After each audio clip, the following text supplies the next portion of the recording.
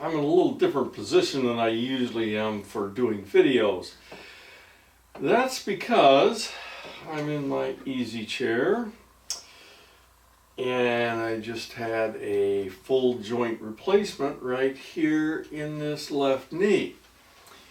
Okay, what I wanted to do is kind of go through this thing as I go through it, so maybe you could see what my recovery was and so on, and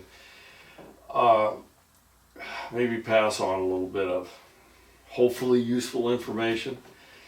And I want to start this out by saying I don't know anything about medical. I'm not. If you want to ask me about HVAC, I'm an expert on HVAC, at least fairly expert.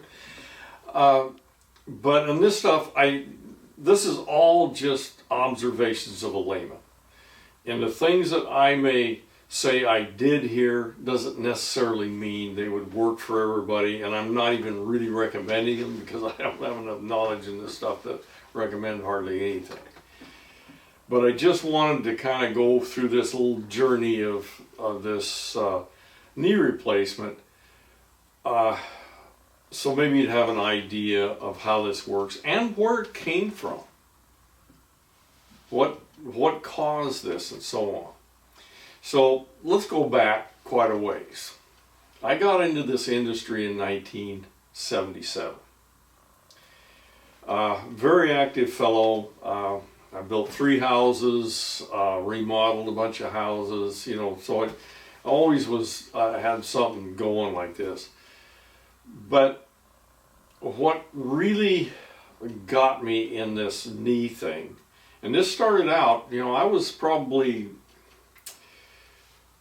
in my early 30s when I had my first inkling of a knee problem.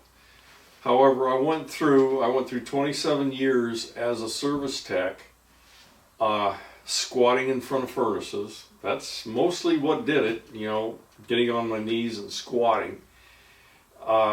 That's really hard on the joints. There's a little bit of mountain climbing in there too, so there's some other things that happened, and I used to be a runner. Can't run anymore, it just doesn't work out. But this, I believe, mostly came from squatting in front of furnaces. And it damaged the cartilage in my knees. Both knees have been damaged. And I'll put an x-ray up here. You can take a look at the x-ray. And the left knee, of course, is the one that's really trash, and that's the one I've had replaced. So the sequence was, I think I went to a doc in my early 30s, and we really didn't do anything about it. We noted that there was kind of a problem with the knee. And I got an orthopedic guy later on, and we started dealing with things that we could do to make this knee a little better. Chicken cartilage was one. They injected chicken cartilage in there. I don't know, it might have made a little difference, I don't know. But it wasn't huge by any means. And I eventually had what's called a meniscus repair, which means they dig into your knee on either side, and they look for loose cartilage that may be giving you trouble and try to clear that out, or anything else that's in there. And maybe that helped a little bit, but I was in service for 27 years. At the end of that 27 years, I took a job teaching. And part of the reason I took the job teaching was it was getting really tough for me to get down to these furnaces anymore. And so I could kind of see the handwriting on the wall. So I got out of the business and started teaching that same business, which is a lot easier because the students did all the squatting. I told them not to, but yeah, they're the ones that had to do most of this, and I didn't have to do near as much. So even though I was no longer doing that, I was still pretty active in a lot of things. and I was getting limited on what I could do. And about 5 years ago, my orthopedic guy says, you know, it's whatever you want to do the knee, it's there, it's ready to be done, because there's not much else we could do. So I decided that, okay, we're going to go ahead and do the knee.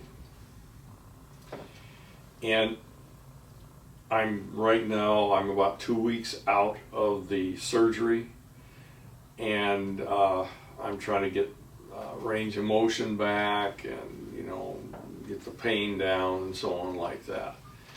So what I'm going to talk about in this next video, I'm going to stop on this one here right quick, is what it was like to actually go through the surgery. Obviously I was not awake during this surgery, nor did I want to be, and what it was like for that first 2 weeks, and maybe give you a little bit of insight of what I found is going on. But and this is going to be in several parts. You know, you're going to be following me doing, you know, hopefully a lot better. Most of these, they say 95% of the knee replacements come out fine, and I'm hoping I'm not the 5%. So anyway, that's it on this one, and I'll be back in a week or so, probably give you an update on what's going on and how I'm doing. That's it on this one.